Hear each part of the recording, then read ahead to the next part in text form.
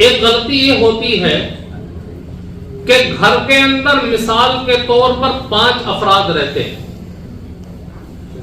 اب 5 افراد قربانی تو کرتے ہیں لیکن ہر سال ایک قربانی ہوتی ہے. اب وہ اس سال باپ کے نام پر ہو گئی، اگلے سال ماں کے نام پر، اس کے بعد بھائی کے نام پر، کبھی بہن کے نام پر.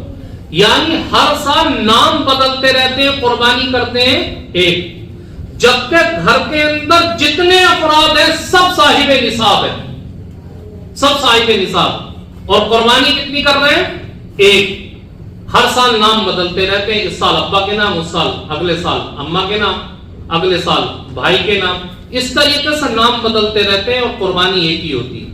تو یاد رکھیں کہ گھر کے اندر جتنے افراد ہیں اور ان افراد میں جتنے صاحب نصاب ہیں سب کے اوپر قربانی واجب ہوگی. اگر ایک قربانی کی اور جن افراد کی طرف سے نہیں ہوئی ہے وہ سارے کے سارے گنہگار ہوں گے. جیسے شوہر ہے، نصاب کا مالک ہے، بیوی کے پاس اتنا زیور ہے کہ نصاب کی مالک ہے. اب قربانی ایک کی، ابا کے نام کی، تو اماں کی قربانی رہ گئی تو اماں گنہگار. تو جتنے افراد صاحب نصاب ہیں سب کی طرف سے قربانی کرنی چاہیے. ایک قربانی پر اکتفا کرنا صحیح نہیں ہے. اسی طریقے سے بعض افراد ایک غلطی اور کرتے ہیں کہ قربانی تو کرتے ہیں لیکن بکرا خرید کر کے لائے اور اللہ کے نبی صلی اللہ علیہ وسلم کے نام پر قربانی کر رہے ہیں. خود اپنے کو بھول گئے.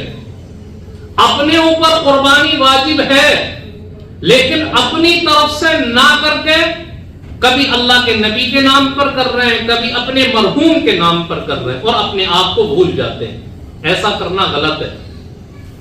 یاد رکھیں اللہ نے روپیہ پیسہ دیا ہے تو سب سے پہلے اپنی طرف سے، کیونکہ اپنے پر قربانی واجب ہے، سب سے پہلے اپنی طرف سے کریں.